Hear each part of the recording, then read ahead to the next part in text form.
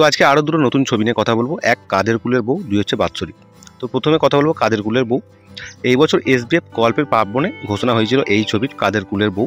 তো এটা একটা হরর ছবি হতে চলেছে। প্রথমবার বড় পর্দায় আসছে সৃজিত রায় ও সৌভিক চক্রবর্তীর দুই পরিচালকের তৈরি প্রথম ছবি, পরিচালনা এসবিএফ। পোস্টার অনেক আগে রিলিজ হয়েছে, যেখানে দেখানো হয়েছে নিশির রাতে বিয়ের কোণে হেঁটে যাচ্ছে রাস্তা দিয়ে, পরনে লাল বেনারসি শাড়ি, উস্কো খুস্কো চুল আর হাতে বরের টোপর।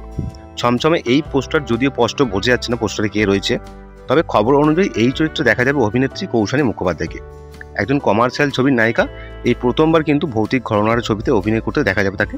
ছবিটি আদ্যপান্ত ভৌতিক কাহিনী তো থাকছেই। এর আগে নন্দিতা রায় ও শিবপ্রসাদ মুখোপাধ্যায়ের পরিচালিত বহুরূপীতে অভিনয় করে দারুণ প্রশংসিত হয়েছে কৌশানী।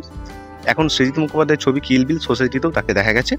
এবার দেখতে হবে এই ছবিতে কৌশানীকে কোন লুকে প্রেজেন্ট করে পরিচালক। অনেকদিন পর বড় পর্দায় কামব্যাক করছেন শতাব্দী রায়। মৈনাক ভূমিকের নতুন ছবিতে অন্যতম চরিত্রে দেখা যাবে তাকে। ছবিটির নাম বাৎসরিক। সেখানে আরও একটি গুরুত্বপূর্ণ মহিলা চরিত্রে দেখা যাবে রীতা ভরি চক্রবর্তীকে।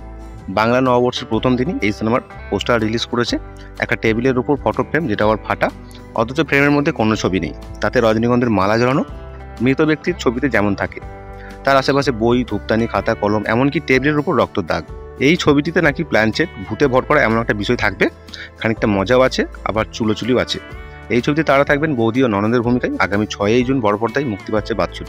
তো এই ছিল আজকে ছোট্ট একটা আপডেট। আর আরও আপডেট পেতে আমাদের সাথে যুক্ত থাকুন।